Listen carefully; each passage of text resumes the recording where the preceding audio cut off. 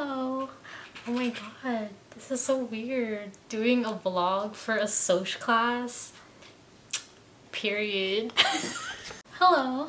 I'm Erin Sapito. I'm a 4th year sociology major and my topic is sex, gender, and culture in the lens of an Asian American.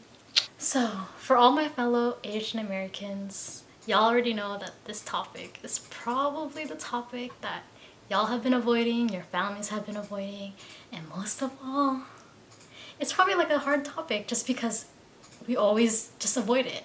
And we avoid it to save face, we avoid it because we don't think it's important, and most of all, it's uncomfortable for some.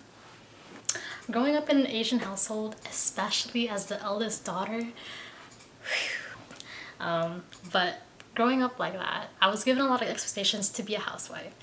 And you already know that conversation of, oh, I need you to do dishes while your brother sits and just watches TV, plays his games, while you have to do everything in the fucking house. Y'all know what I'm talking about, especially my femme-identifying folks. But while they were able to just do whatever they want, go to school freely, and just go about their day, I was kind of expected to just be a housewife. So that meant doing the dishes, washing the clothes for everyone, cleaning up after everyone. And it was like that because there's always the expectation that I would grow up to be a housewife.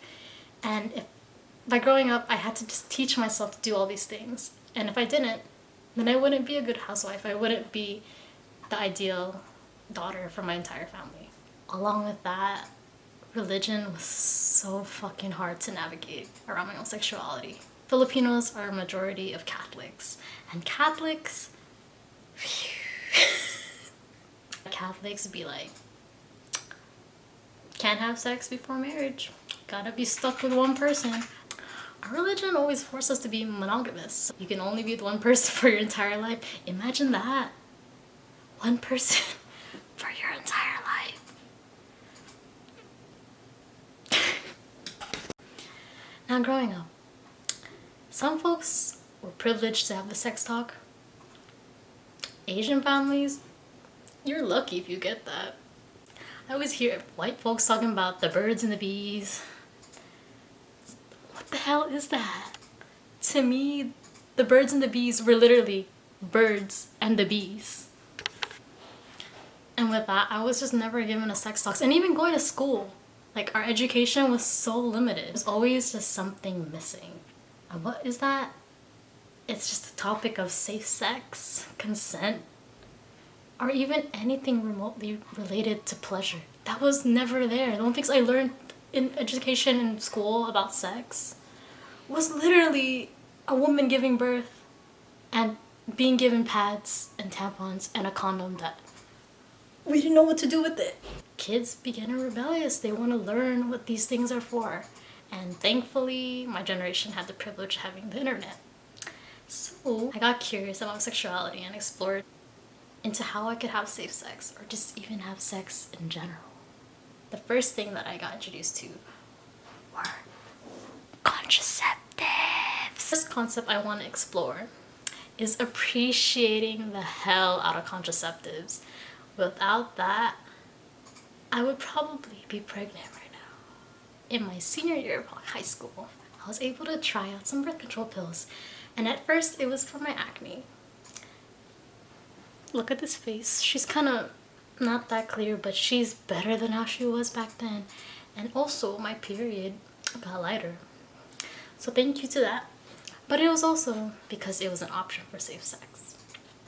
Fast forwarding to my college career, my first year of college, when I was trying to get birth control pills, the student health center said, get an IUD. And I'm like, and with that, I easily switched to a Mirena IUD.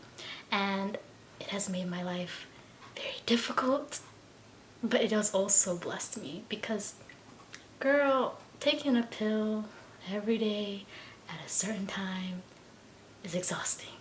But having that IUD just stuck in there, period. I'm on my last year of my IUD and I'm switching to another IUD that is similar to it. So you're wondering why I even wanted to write this blog in the first place. Or even this vlog. Why am I even doing this shit in the first place? Well, one, talking about sex shouldn't be uncomfortable. Talking about my contraceptive shouldn't be uncomfortable.